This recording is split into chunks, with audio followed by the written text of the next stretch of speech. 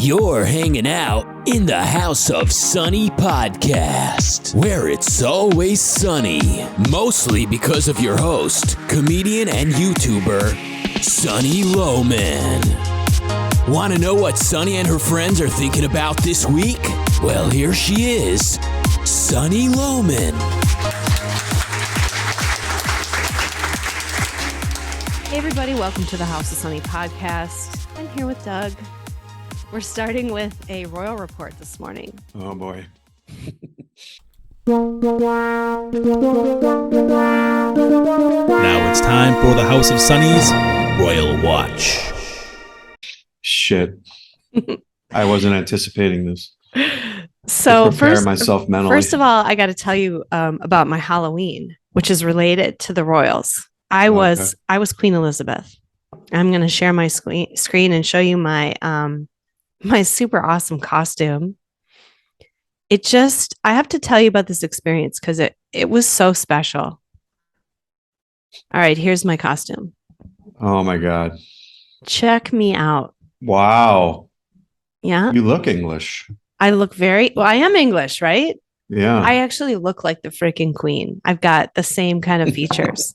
I didn't realize that until I put on the gray wig and the hat and everything. And it was like, it's frightening. Oh my God, I look like her. So, but anyway, walking around as the Queen of England, bright yellow, I stood out like crazy, right? And so here in Laguna Beach, what they do is there's this massive city block party over 2.5 blocks, long blocks, where all those houses, they really go nuts and create this incredible experience for the kids, and the kids just kind of zigzag to the houses, and then everybody's there, and so everyone's there showing off their costumes and talking and doing their thing, and the radio station is there, and it's kind of a big deal. So I'm walking around and I'm getting recognized as the Queen of England, and everybody, when they would see me and see who I was, they were like, oh, like, and then they would smile, like I lit people's faces up, and then they'd go, oh, and then the sadness and the happiness, and everybody was taking my picture, and it was the reaction I was getting from people was as if I was the Queen of England. Like I felt like this is what it was like to be her, where if people saw you, they would go, oh, they would smile, like this huge happiness would come across their face. And then they might even get a little emotional and cry, and then want their picture or want to take a picture of you. I was the Queen of England for an hour and a half. Nice. And I like that. It was amazing. It was amazing. And that was all the more reason why I then thought, after that experience, I thought, Harry gave this up. Harry freaking gave this up to move to Hollywood. Ugh. With all the fakes and the phonies and the not real. The irony that a real royal went to California to give it up. You went to California and you're trying to be it. Right. That is ironic. I also realized, that I would like to have a look so that I was instantly recognizable in a Halloween costume. If you were playing Donald Trump, everyone would know who you were. He has a look. He always looks the same. Mm-hmm. She had a look. There's something about branding yourself. Even there are regular people that you see that have a look around your town or whatever. Yeah. Some people just definitely do an image and a brand, and this is who they are for their whole life. And I think that's an interesting idea, that rather than sort of go with the trends and buy new clothes, that you are the trend, and having to think through how am I gonna? Yeah, you are the trend. Look at Kanye. Yeah. I realize with Kanye West, why he dresses the way he does with those rubber boots and stuff. There's a Bible verse that says that you shouldn't wear clothing made of 2 kinds of materials. And he's trying to live by that. Interesting. So that's why he wears these big rubber boots, because it's one material. That? Yes. Wow. He didn't apply it to what he was wearing, but he said that he used to have this theory of fashion that nothing should have the simplicity of it it should be just one fabric or one thing. And he would write letters to Gap executives and say, this, say that basically. And then he realized it was a Bible verse. And now he's like, see, God was guiding me, But back to the royals. So poor Harry, not poor Harry, because he did it to himself. I've got some serious news on this cat. First of all, he's got a book coming out. I'm sure you've heard that. No. And, oh, you haven't? No, of course not. So, he left. All they've been doing is complaining about the royal family and complaining about their lives. And after being Queen Elizabeth, I'm like, you just have no right to complain about that. To walk around after being Queen Elizabeth, yes. And get constant delight from people who see you. I have to say, how could you give that up? How could you complain about that? You are given such a gift. It's incredible. It's incredible. Do you think you get tired of it? No, I do not. I do not. It was amazing. It was delightful to make people genuinely smile like that. It wasn't just like you tell a joke and people laugh. That feels good on a certain level. Like you've made people laugh. This was pure joy. Nothing negative about it. I mean, just a symbol of your being. Yeah. Oh my God. It was incredible. So here's the cover of his book. Spare. Spare? Well, you know how they say you got the heir and the spare. That's a saying. So he's son number 2. He's the spare. Gotcha. But to write your book on that, like it's so whiny. Like that's how you define yourself. I'm just the spare. Poor me. Yeah. Poor here, yeah. I'm not the heir. I'm only the spare. Oh, poor guy. Do you feel bad for him? Yeah, I do. And they said he wanted the cover to be untouched. And I'm looking at this and going, untouched? Everyone should be the king, Sonny. Why can't we all be the king? I mean, I think this is like a thing that most children born into a family where there's an heir, I think they do struggle. I think it's hilarious that they struggle. And I think the best thing that they could do is be put in real life for a year somewhere. Yeah. Because what maybe you have he's doing the right thing then. Getting away from it all and learning to appreciate it. Yeah, whatever. So the book is called Spare, but in other countries it has different names. You ready for the names? Yeah. Leftovers. Neglected. Poor neglected. He's so neglected. In the shadows. I mean, you just can't even, right? You can't make this stuff up. It's unbelievable entitlement. Unbelievable entitlement. So the gossip, though, the word on the street, this is not totally confirmed, is that they are separated. Ooh. Yes, we've been waiting. We've been waiting. Woo! Harry, go! Run for your life, Harry! That more exciting than Elon buying Twitter, the party that ensued? It may be as exciting. Like remember at the Return of the Jedi when they blow the Death Star up and all the Ewok puppets are all celebrating at the campfires and they're having a big party? Yes. Like I felt that way about Elon buying Twitter, but now I'm feeling this way about if he dumps her to the curb, kicks her to the curb. Right. Oh, that would be great. If she's a former royal. Right. What's she going to do? You know what, though? You never lose your title. I think you have to they have to. No, they gave it all up, you said. Well, they still have their titles, Duchess and Duke and Duchess or whatever of Sussex. But they don't have, she doesn't have any she has no other claim. Title. He's a prince. No claim, right? But she would be the mother of 2 heirs to the British throne. And they are maybe prince and princess. We'll see. But the word is that they're separated, that in the English court, they have filed some kind of separation documents. They're still living together, but separated. And everyone is saying it's over the book. and that he was pressured into this book. And of course, the Netflix thing is coming out, their Netflix documentary where they had cameras following them around. And after his grandma died, there were some things that went on there, like he wasn't able to go to her bedside fast because Meghan was insisting on going. And they're like, she's not invited. You can't invite her to the bedside of the dying queen. Sorry.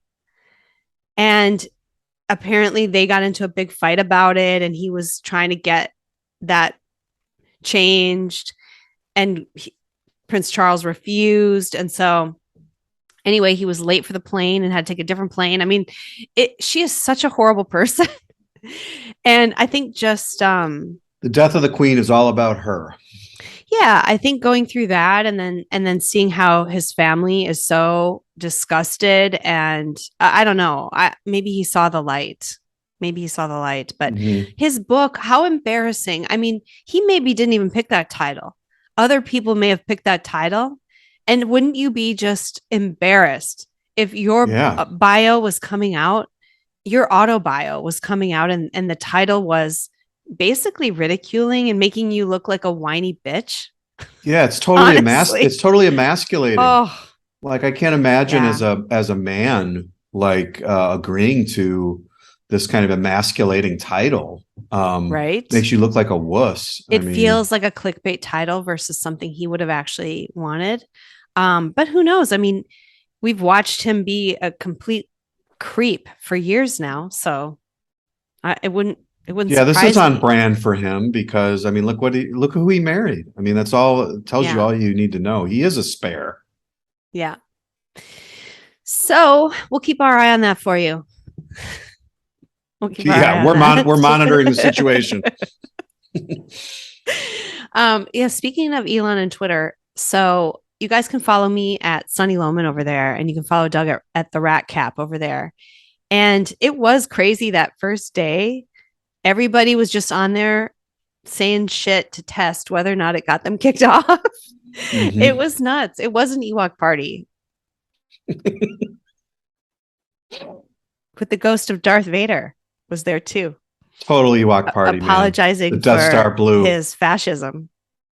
It was so great. And yeah, I saw a lot of people coming back onto the platform that hadn't been on there, and it was super exciting. I mean, it was just a feeling of liberation. And I think it's great. And I absolutely love the way he is reacting to the people that are criticizing him, just with these like one-liner quips. He's so really funny. Yeah, they're brilliant. Thank God he's funny.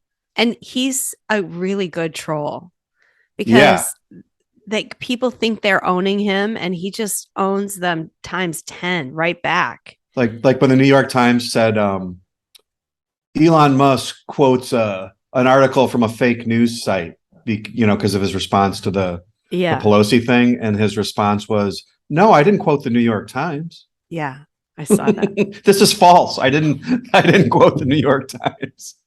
So great. Didn't he also say something back to Obama? I missed that one. Let's see. He had one where he just left a blank. Stephen King was like, "I'm not paying $20 to be a blue check. I'm gone." And he's like, "Well, it's really important that we make some money. Would you pay $8?" Yeah. And then he writes, "To all complainers, please continue complaining, but it will cost $8." Probably my favorite one was someone chirped at him, and he replied with a blank, like, "You're so insignificant and useless. I'm not even replying to this." I don't know what his I love it. I don't know what his he just can't be cowed. He's like a Kanye figure, you just can't. You're not going to win. And I love the mainstream media's reaction to him and everything else. It's like my favorite reaction was probably the this was like Donnie Deutsch and other people, like, how we can't allow the richest man in the world to own a media platform. People are so clueless. Like Zuckerberg, Jeff Bezos owns the Yeah. Washington Post. Ted Turner owns CNN. Like what? What do you know? Donnie Deutsch's family inherited. Like he owned a media platform from his own family. I mean, the absolute cluelessness of these people. It's funny to watch. I love it. I love is the fun meltdown. to watch. Do you think that Elon is going to keep it a free platform, free speech platform? Well, certainly it's marginally going to be way better. I don't know that it's going to be what we want it to be. And now the European Union is threatening him with like criminal action. Did you see that Rumble wouldn't cave to the EU, and they've actually filed, actually it's France. France ordered them to restrict Russian TV content, and they said no. And then they took down France's access to Rumble and sued them. So we'll see. Like, I hope he just says F you, like do whatever you're going to do. Then Europe doesn't get Twitter. Then you don't get Twitter, I guess. And Europeans will have VPNs and they'll get Twitter. Yeah, I would just say get a VPN. And he should create a whole system. Like maybe he should create his own VPN app. Well, and charge for it. Like, okay, this is how you get Twitter if you're in Europe. What if they go to Starlink? Right? I mean, France can't control Starlink. Yeah. He could have his own satellite internet. Yeah. Yeah, I love it. I think he'll do something like that. There's no way to beat this guy. I love it. I mean, he is a total hero. I think he's like one of the great heroes of the modern age. What he's done and what he's doing. Absolutely. And I don't think it can be underestimated. And the convulsions on the left and the legacy media are testament to it. When they're scared, that's a win. And now with this DHS story breaking, with all of the behind the scenes portal for the DHS to basically communicate directly with you. I haven't read the Intercept piece. I think you read it. So why don't you explain the situation? So there was an Intercept article. I could share it too. It's by Lee Fang, who was on, and Ken Klippenstein, and the Intercept, and they were Lee Fang was on Tucker discussing it, and basically the Intercept did like a deep dive on. They discovered this portal, and where the DHS was talking to executives of Microsoft and Twitter and giving particular direction about content removal. Is that right? Yeah, well, it's broader than that because they were meeting. They meet like prior to the 2020 election, tech companies including Twitter, Facebook, Reddit, Discord, Wikipedia, Microsoft, LinkedIn, and Verizon Media met on a monthly basis with the FBI, CISA, and other government representatives. According to NBC News, the meetings were part of an initiative still ongoing between the private sector and government to discuss how firms would handle misinformation during the elections. So this has become, there's like an ecosystem of email traffic and communications between the DHS, the FBI, and these government agencies and these big tech platforms. And yeah, I think the punchline maybe to this, because this is like so there's a formalized process for government officials to directly flag content on Facebook or Instagram and request that it be throttled or suppressed through a special Facebook portal that requires a government or law enforcement email to use. At the time of writing, the content request system, that's in quotes, at facebook.com, X takedown login is still live. DHS and Meta, the parent company of Facebook, didn't respond for comment. So there is literally a portal, a Facebook portal that allows government agents to like go in and like flag and throttle content. And so a Microsoft executive, this was a quote, platforms have got to get comfortable with government. It's really interesting how hesitant they remain, unquote, Microsoft executive Matt Masterson, a former DHS official, texted Jen Easterly, a DHS director. So in other words, you've got not only this going on, but you've got officials that were in the government are at DHS, now are executives for we've the big seen tech that companies. across the board. I have noticed story after story after story over the years of people coming out of government and going directly into executives in Facebook and Twitter and Microsoft. And the same thing with pharma, because the people in the FDA and the CDC, they go back and forth into the pharma boards. I mean, I'm seeing that, and then these idiots, and then the morons go, it's a private company. I'm like, there were so many signs of all of this. And not only that, but like actually in public, you had senators and congressmen tweeting out threats to social media companies. I mean, and I remember thinking, if that's what they're doing publicly, there's no question that what they're doing behind the scenes is times 100. Right. And, the pressure that they can put on a company is insane. And remember, the DHS tried to stand up that disinformation governance board. Yeah. With that crazy woman who was like doing a Mary Poppins viral thing. And they finally had to shut that down because it was so preposterous. But where a lot of this has come out, and people can follow this is the Missouri Attorney General, Eric Schmidt, who is also running for Senate. I think he's going to be a senator. He launched a lawsuit with a couple of other states against the DHS. And so they've gotten all these records. And so a lot of this stuff has come out as a result of the discovery from this lawsuit. And so this is fact. I'm kind of surprised this shit comes out and it's not more like the FBI. Oh, those phones are missing. Those tapes are just not there. Or the IRS. No, we don't have any records of that anymore. I mean, why do they ever turn this stuff over? So here's another good one, Sonny. In a March meeting, Laura Demlow, an FBI official, the FBI, warned that the threat of subversive information on social media could undermine support for the U.S. government. Demlow, according to notes of the discussion attended by senior executives from stop Twitter. For a second. It's not against the law to not support the U.S. government as a U.S. citizen.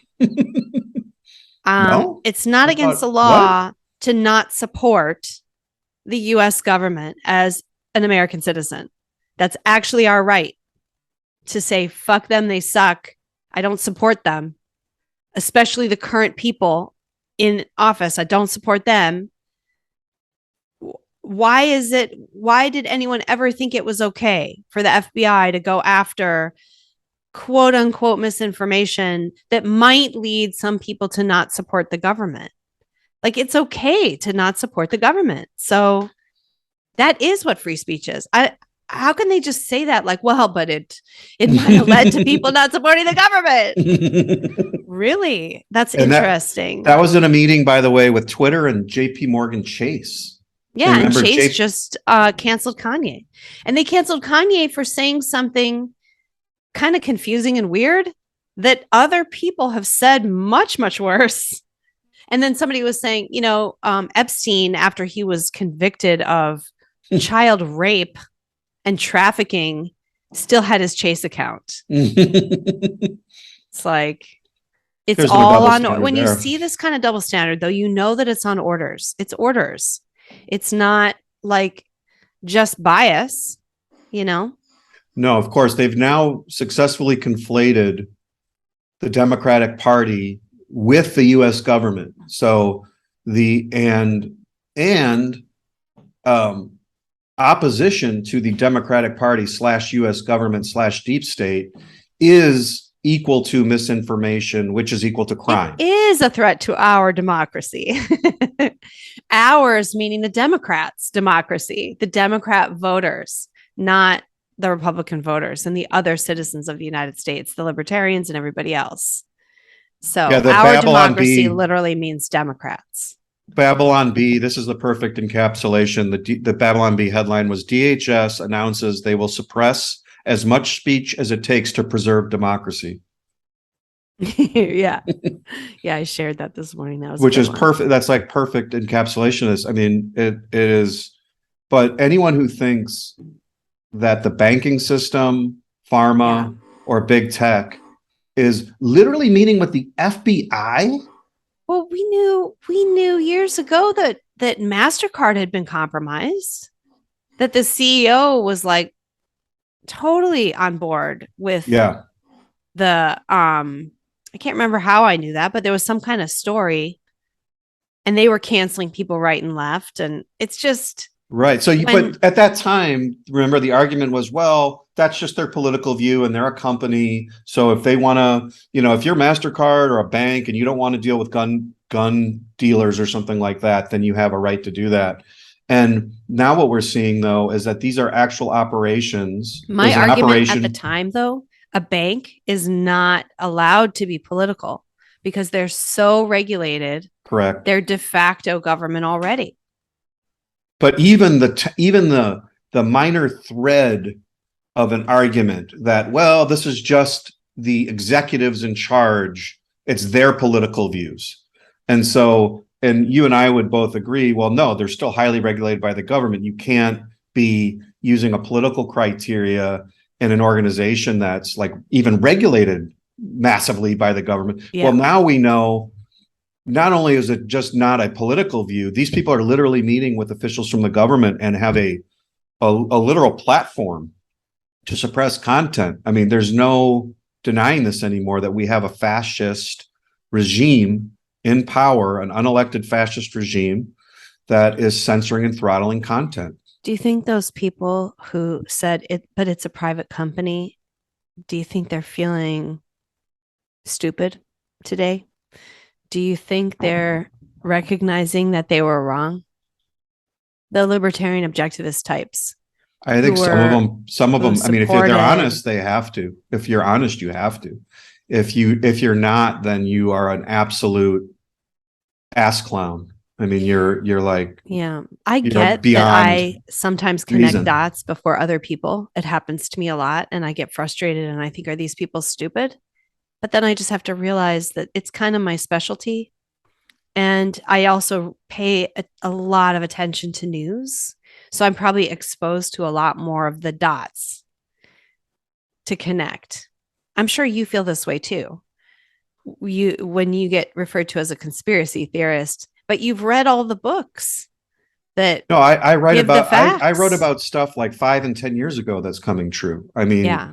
And people at the time would have said, "Oh no, that's crazy. What are you talking Yeah. about?" Like, so no, and part of it is understanding the details, not only understanding the principle and the psychology of people like this, but also understanding the details and knowing who the people are and what they're doing and reading like investigative reports and things like that. And not just the people who have these really rationalistic views, I think are, they read an Ayn Rand novel or something and they think all businessmen are heroes.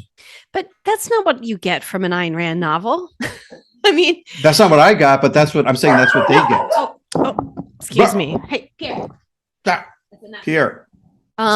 No, there are major characters in Atlas Shrugged that are fascists, businessmen. Of course, most of them. So it's not just like, I abstracted out of Atlas Shrugged this idea that there can be bad businessmen. No, like the main villains are bad businessmen. They're not. There are philosopher villains too, but that is ridiculous to not know the difference between Orrin Boyle and Hank Rearden after you've read Atlas Shrugged. Right. Or that they exist. I mean, but wasn't that part of the narrative of some of these libertarian objectivist types were like, dang it. Here, that's enough. I don't know if you can also hear the literal jackhammering going on up the hill. Hang on. No.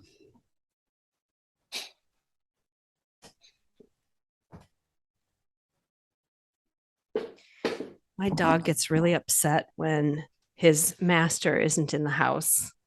He feels that he needs to suddenly become protecting. He's a protector of his territory. Yeah. Right. He takes on the alpha role. Hey, by the way, did you see that tweet? It was awesome. It was, someone sarcastically said, borders are unnatural. They're just imposed by human societies or something like that. And then they showed a picture where they attached GPS tracking to wolves in the wild. And there were colors of each of the wolves, and it showed that they only sit in like very specific locations. They don't impinge on each other's territory. Mm-hmm. And so it was a demonstration of how territorial like wolves, I guess dogs, and humans would be, that they even have borders. like it's very natural to have borders, actually. But I think it's necessary my for dogs are survival. very territorial. It's necessary for survival. You have to cordon off your area so that you repel attack, and so that it's like having a home where you can feel safe, where you can make the rules, where you can know that there's going to be some consistency to your day to day. And without it, you give all that up. Anyway, gosh, I mean, that discussion could go on and on, but yeah, that's awesome. It's a private company thing. I thought it was stupid. I thought it was rationalistic, but there was a certain point too where I felt like, these people just don't like the people that are being silenced, and it's actually, so what they want to believe. Yeah, they want Alex Jones to not be able to speak. They don't like what he's saying. They don't like that people on the right are voting. And they like the executives at those tech companies. They jibe with them. Yeah, honestly, it's the same idea that I think that they actually like the censorship. I think they don't, psychologically, they don't like people just being able to, any person being able to decide what happens. They think that people in the country are stupid and shouldn't vote because they're getting to decide what more sophisticated, educated, intellectual people in the city know better than this. And they're sympathetic to it on a psychological level. The idea that that's what I mean. They're better, they're smarter, they're intellectual superiors, and the rubes and the flag waving, pickup driving Americans need to be shut up and stifled. And I mean, part of that is I really don't agree with that worldview. I do not like what a lot of people think and say. But I want to live in a world where we're all talking and we're all saying what we think. So I don't believe in controlling them that way, I do think that I have two options. I can persuade or I can change my territory, right? Those are my two options. They feel like their options are force and crushing the opposition in a way that's but anyway, I feel like that segues into something else that you had thought about talking about today, which was the what was that other topic that you had? Oh my God, I'm totally. Are you talking about like decentralization versus like nationalism? Yes. Okay. Yes. This is a deep conversation, man. I want to get your thoughts on it. It's a long and deep conversation, and maybe we should have an episode where we really deep dive in it. But generally speaking, I do see maybe the reason that we're where we are is that we don't have decentralization. We're not actually running the American experiment of republics. And, if you're going to do that, you have to be okay that your neighbor is doing bad things, maybe. And the people in this country aren't okay when Russia does bad things. Right. They're not our neighbors. We have nothing to do with Russia and Ukraine, but we're super upset and involved in their stuff. And, whenever you say, look, I don't want any more money going to Ukraine, you get this kind of thing. Well, what do you support the Russians or Putin? He's awful. He invaded, da, da, da. And I'm thinking, what the hell does this have to do with me? And right. That attitude is the one that's needed to be okay with Arkansas, like banning alcohol, if they want to try that, but not in my state. I'm not going to let that happen. But Arkansas, I got nothing to do with those people, except that we've banded together for the mutual foreign policy protection. Right. I wonder if I could give you like two concrete examples. You have to have some stuff in common, though, don't you? I mean, To be a republic, you have to have a base in common of rights, I think. And then after that, I believe you cannot federalize these decisions, and you can't even say, well, these basic rights, they're not applying them right over there in Louisiana. And so we have to come down hard on Louisiana because, of some modern thing that's being done, if it's abortion or whatever, and we don't like the way they're applying it. I don't know where the line is, and I don't know how to make that decision, but anyway. Well, I think the problem is that one of the reasons why we're in the state we're in is because this is a problem on the right too. This is not a pure like left right thing.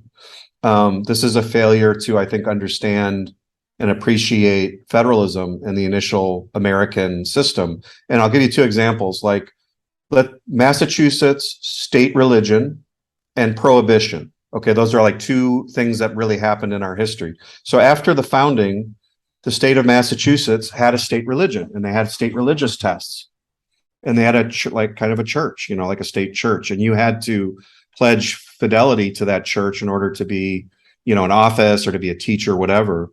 And now today, even people on the right would say, wait a second, freedom of religion, that's in the First Amendment, right? But the point is that no, at the founding, the understanding of the founders was that First Amendment applied to the federal government.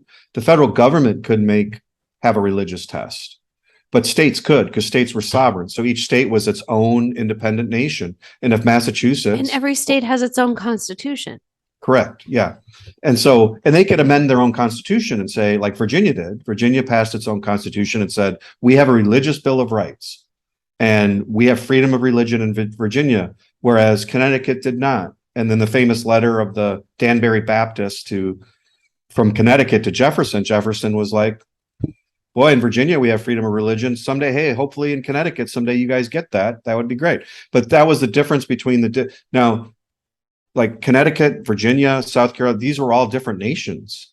And so they had different political systems. And nowadays, even on the right, we'll hear Second Amendment, freedom of religion. We have a national one size fits all that we're applying. Many on the right will apply to other states, just as you hear the Democrats say, I think the reason we want abortion legalized across the country. How dare you leave this to the states? That's true, but also part of the reason why, I'm in favor of, maybe I need to rethink this. I have been in favor of federal carry laws, for example, but mostly because we've had federal gun control. So I feel like we need the federal government to step in and say, the federal government can't do this. Well, that's an instance, though, in some way, it's an instance of, it's like when Roe v. Wade was overturned, it didn't create a national law; it rescinded a national law. That's right. In effect. So if you're preventing or you're re-emphasizing that the federal government has no role, I think that's different than the federal government positively passing a law saying everyone in the nation must do this. Well, the right thing to do then is to support laws or Supreme Court verdicts that just eliminate these controls, these federal controls, and advocate in your state for carry or whatever. Whatever I you agree think with is that. right. Like, I think if a state had stricter gun control and that was in line with their own constitution, and again, I believe in an amendment, and I want an amendment in my own state's constitution that says I have the right to keep and bear arms, and I would fight for that in my state. But if another state, if like 99% of the people in wherever, San Francisco, want stricter gun control laws, I don't like that, and I think it's wrong and kind of dumb, but I don't care what they do in San Francisco. If you want to do that, do it. How many Westerns have we seen where the guy rolls up into town and has to give his gun up at the bar because the town doesn't allow guns in order to keep the peace? Because otherwise it's like, it's too crazy. It's too chaotic. I don't know. It's in like half the Westerns ever made. But in And those days, it was the same thing where, that's what I'm each saying. I state could have assume its it was own real. laws. Even the city, every city would have its own rules about stuff like that. But I want to make a broader point here though, too, which is that even on the right, many on the right have like a utopian vision and a universalist concept of rights. Like, and I fall prey to this too, and I do believe it to some extent that, you know, all humans across the globe, like they have the same sort of like basic rights. And therefore, I endorse a political system that would recognize those rights.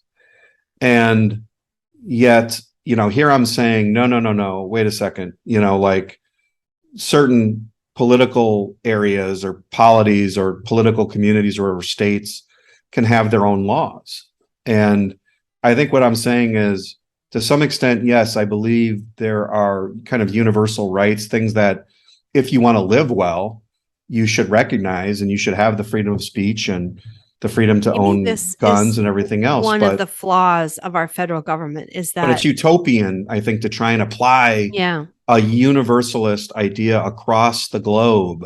it does seem to create conflict. I think that's where I was going with this. Was it seems to, Yeah. we're either going to have a civil war or we're going to have some kind of states' rights, Like a divorce. No, or we're just going to have more states' rights. I think all of our problems could be solved if states just had more authority and were less at the mercy of the federal government. You would see people doing very different things in states. Mhm. And it's fine. Like everyone in Texas can laugh at the people in California, and the people in California can move to Texas. And then no one's upset. Everyone's just laughing at each other for being an idiot. But that's not where we're going, because we want to force people to live the way that we want them to live. And like you said, it's on the right too. But maybe that's why I brought up. Where, to me, this is what I'm wondering though. If you have a republic, when the founders were putting it together, on what basis were they saying, let's join up? Was it purely geographic? Why didn't they include Mexico? I mean, there must have been some shared values that kept them wanting to be in a republic with each other, even. Whereas like eventually in the Civil War era, slavery was becoming a problem there. People were people were regarding that as not so much a violation of anything in particular in the Constitution as the spirit of freedom and the Declaration of Independence. Well, there are 13 English colonies. So you've got these 13 English colonies that were claimed by the British, and most of the people in those colonies were of British origin. And so, like, the Albion Seed, David Hackett Fisher book, the different folkways. So you had like a cultural and legal establishment in the colonies. So, like Mexico had been colonized by Spain and the Spanish. There were territories in the United States and in Britain, like think of Canada, which had been colonized by both the British and the French. But we don't have that today. We don't have a common ancestry. So what is our commonality? I don't think there is. Like, this is what I'm fighting against, is this idea that there should be, like, when you go to a game and everyone sings the national anthem, like, why are we and let me use the example of prohibition. Like prohibition, the amendment said you can't have alcohol throughout the country. Like, how did we go from a system where we had individual states could have their own state religions to a law that barred alcohol across the entire United States? That was a fundamental change, and one I think we have to reject now. And I think, especially after World War II, where there's like America finally came together and we're like fighting the world.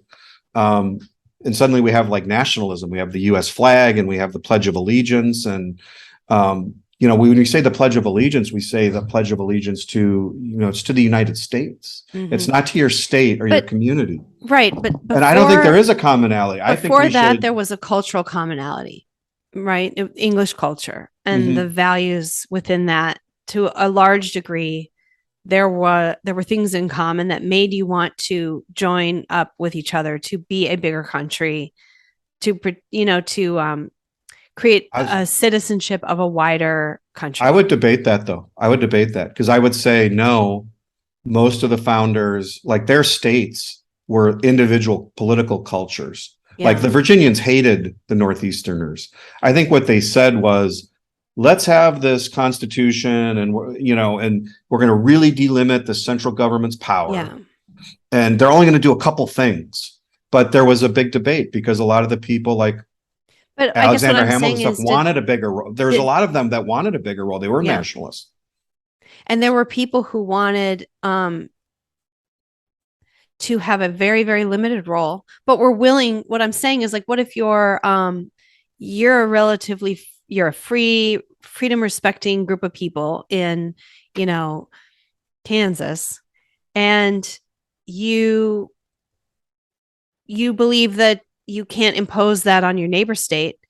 And then they become really socialist and nasty and creepy people.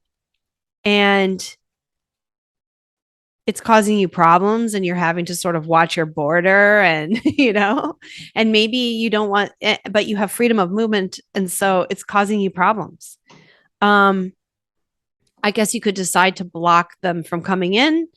But at what point are you like, let's throw these yahoos out of the union because they're obviously really shitty and they don't even believe in the basic human rights? Well, yeah, and that's why there's a process to allowing a state into the union, and unions can reject but states. Can you kick them out? And under what grounds? And what then do you have in common with the ones you stay in with? I guess that's what I'm saying. I feel like if we want to be a country and we want to have a foreign policy, we have to be, I believe, more of the decision has to go to the states, and we have to be comfortable with more variation of political policy. However, we also need something in common, or it will fall apart, because you'll end up having a state like California that just becomes a lawless nightmare. Well, right up against but how do we Arizona. deal with Mexico, and how do we deal with Great Britain or Canada? I mean, they're separate countries. But we're not in the same country with them. Right. So there's a reason for that. And it's the same thing, I think, with different states. I don't think we have to be in a country with a bunch of states. I think you could have regional alliances. Like you could have the Northeast be kind of like its own little group, and they like a NATO could have kind a common of thing where union. you They agree could have to a protect common each union. other and that kind of thing. And I think it would. So I think you're it would just basically work itself arguing out. that there should be no United States. I think there should be an alliance between states, and we should go back and that's kind of what the original Constitution was supposed to be. This is, we're going to have the central government, and they're just going to do a couple things like foreign policy and immigration and a couple of other things. And the nationalists use that to seize control of the central government and impose their vision, central banking and taxation and everything else on the rest of us. And I think we need to go back. Yes, I think we need to go back and completely redo it. Like where you're in a state, you're a Floridian. That's your state. That's your country. And if Florida wants to get together with Georgia and have common borders and trade and free trade and blah, blah, blah, then they do that. Do you think it would be helpful, though, to maybe have a Bill of Rights in reverse where it does impose some basic human rights standards on the group? No. I think if you have a central government, if you have a centralizing authority, like what you're saying is, okay, we're still going to have a country, even though we have all these individual states. So let's have some sort of central government where all the states get together. Like that's what's supposed to happen. Congress. A Congress. We called that a Congress at one time.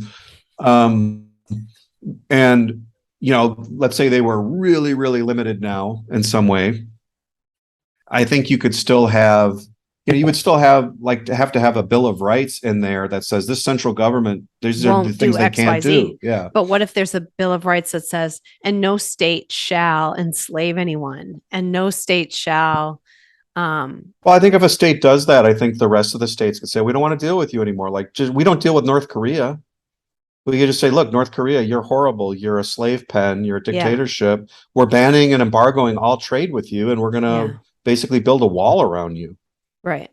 And, and if like suddenly Colorado, became like some awful hellhole, I think the rest of the states would say, whoa, whoa, whoa, hey, I don't know if we really want to deal with these Colorado crazy people. Maybe we need to think about what's going on there and like start restricting trade with them and like defend ourselves against them if they're really getting aggressive. I mean, you know what I mean? It's like the same way we would think about Canada or Mexico or South America or any country. Yeah. You think of it that way. It really requires a totally different way of thinking. It really does. I just think this nationalism, which is left and right, because both sides use it, like whether it's abortion or gun rights, we all want this national one-size-fits-all solution. Yeah. And that is what we're struggling for and fighting for, because we're so controlled at the federal level that's where the fight is. Mm-hmm. But the fight should be local.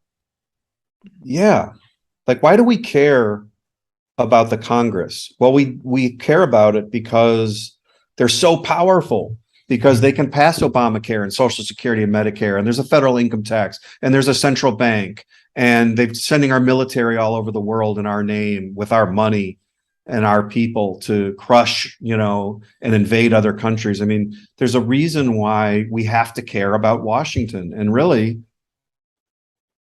it should be like, okay, yeah, hey, what's going on there? Yeah. I don't know.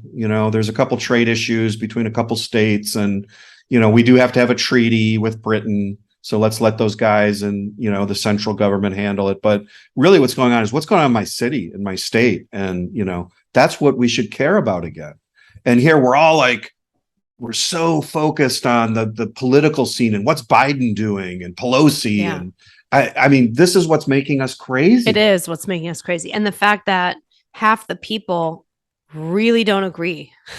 Yeah, you can never have those people agree. Never. It'll never. I will never agree with what I see as the woke left. I don't think they'll ever agree with me, and I'll never agree with them. They're so unreasonable, and I'm too reasonable. They want to have fantasies. I want reality, and you can't compromise with that. They can't compromise with me and have a little bit of reason, that just is not going to work.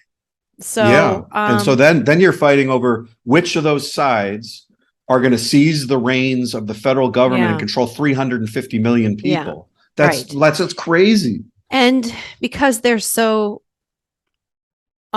unreasonable and emotional, when we win anything, we take any ground or stop them from taking ground or whatever, they go crazy, they go violent. So I don't see any way of living with those people, but and you can't get rid of them. So I think it would be best to have, I'd hate to see, I'm reading Kurt Schlichter's new novel. Yeah. And he's in his big novel, on this, isn't he? Well, in his novel, there was a split, the red and the blue. Mm-hmm. But that, I think, is damaging, because then what you end up having is a central government of blue states. And then you have things that happen in this novel series, like they let the Chinese come in. And the red states are like, oh, no, you can't let the Chinese have a foothold in in our backyard. So they then come in and invade the blue and take over that part and kick out the Chinese. And now we're just in a constant civil war. So it's well, I think that's probably right. I mean, I think it's utopian though to think that it's going to be some other way. What's the best way to do it? I don't see any world in which there isn't kind of almost perpetual war.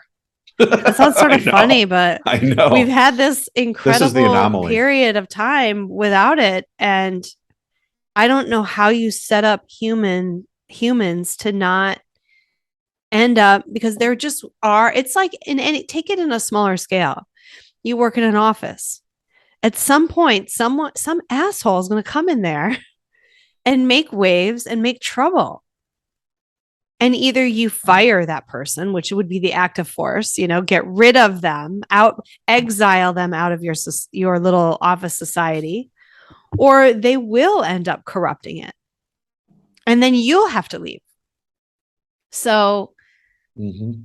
I mean, I don't know anyone who's ever worked for any company that there wasn't a bad apple at some point comes in and does exactly that. So, and then you're just praying that you have a good manager who's going to get rid of that bad apple fast and not let too much damage be done. Um, Well, I think that the most is what successful. happens among 50 people. Yeah. So you blow that up to 300 million. I don't know how you aren't just like on a constant war footing, except for when you're in a situation where it's too hard to get at you. You're too isolated. Like when the colonists came here and they were so isolated, they were able to kind of live free. And Mhm. even with amongst themselves, it took 2 days to go from Virginia to Massachusetts, maybe longer. And Yeah. so, Well, even now, like the oceans are a big impediment to people yeah, invading us. it's true.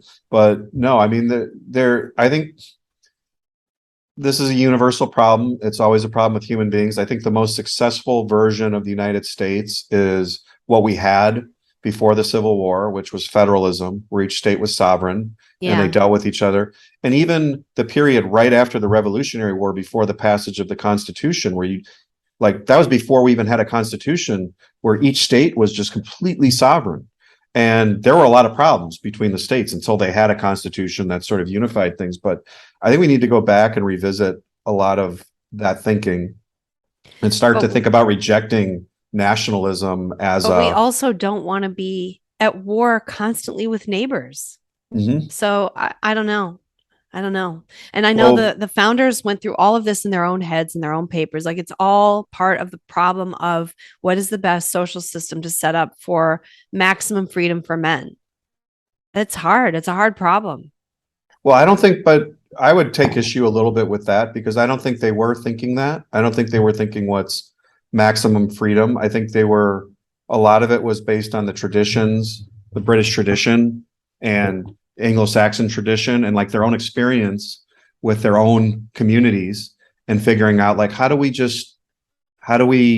how do we do this? And Yeah. so I don't think it was like always this lofty, and again, this always gets into utopianism where it's like, what's the best way for human beings to live together, like like this spirit, Why like this can't we think council like comes that though? Why together. can't we think can we and then we It have a doesn't work. situation though where we've had so much prosperity that we end up with just a lot of entitlement and a lot of soft people who um you know, I don't know. I'm kind of grateful that I'm part of that little wedge of Gen X that had the hippie parents and therefore were neglected and so we end up kind of tough. We're like that weird. Our parents all got divorced. Our parents all were like the me generation of narcissists. Latchkey And so, kids. we were the latchkey kids. We took care of ourselves and um, dealt with bullies ourselves and opened our own houses and made our own snacks and at very early ages. And so we're just tougher. Yeah, and I think that prepares us more for reality, and I think it also makes us want to be more independent. And I think people that grow up in sort of entitlement, I think they're trying to look for the path of least resistance, and they're also looking to control other people and control their Yeah. own environment and constently And like that goes for busybody and our tell other people parents what to do. and then Leave the me next alone. generation after us. Cause I would say my parents were similarly kind of juvenile sometimes, and they never fought a war really. I mean, Vietnam, but that wasn't really a war that was fought by this country in the same way that World War II was. Yeah. Yeah. Well, the cultural issue, I think it's definitely come to a head for a variety of cultural and psychological and philosophical reasons.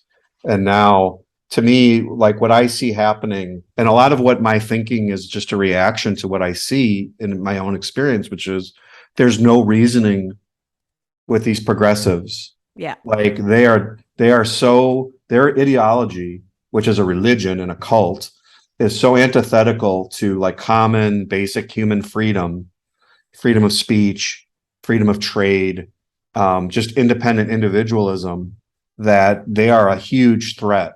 And, yes, I mean, tactically, we have to seize as much political control as we can to stop them. But in the long run, the only thing I see is potential, is because their views align consistently with tyranny and central tyranny.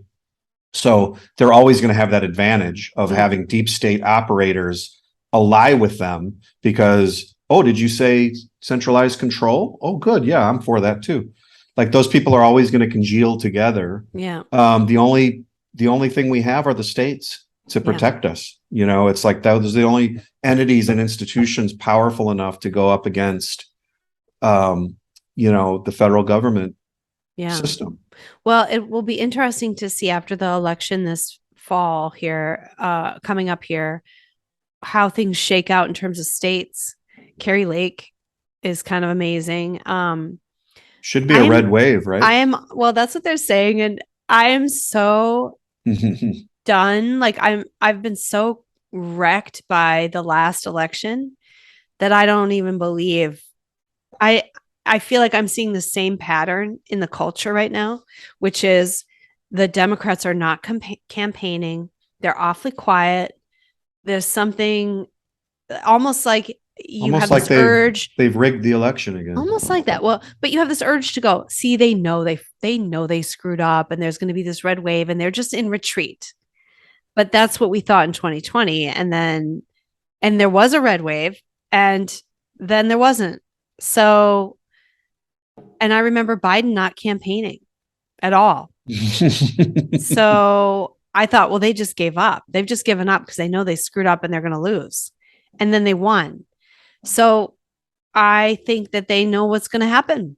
Maybe they'll lose to Carrie Lake because she's just too good at what she's doing. But then I saw the other day, somebody said that there was a graphic that popped up on the Fox News, the local affiliate station, a graphic popped up saying that Carrie Lake had lost. Yeah. And they're like, oh, we were just testing graphics.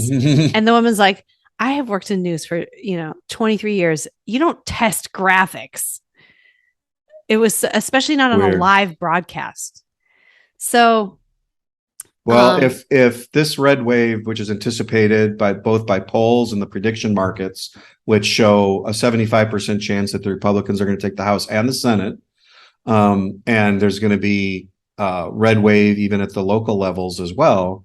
If that fails to materialize, and once again we see tons of evidence of corruption in the election process, I don't know where the country goes after that. Honestly, like because there's been a concerted effort, and I've been part of it at the local level where I am at.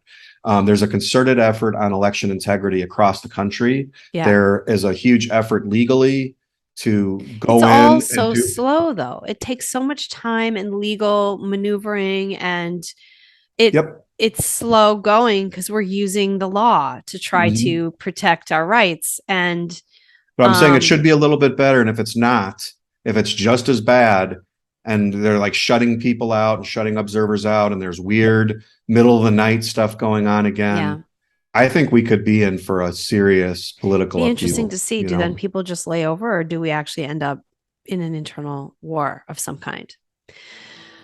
Well, on that happy note,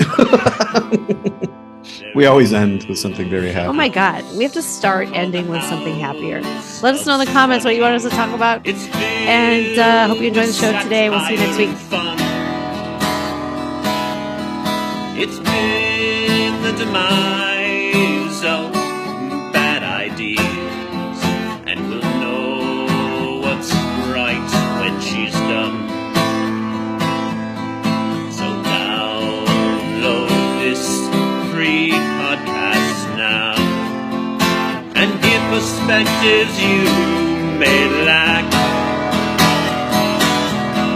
It's concise and right, and achieves world peace, guaranteed all your money back. Last time, ready?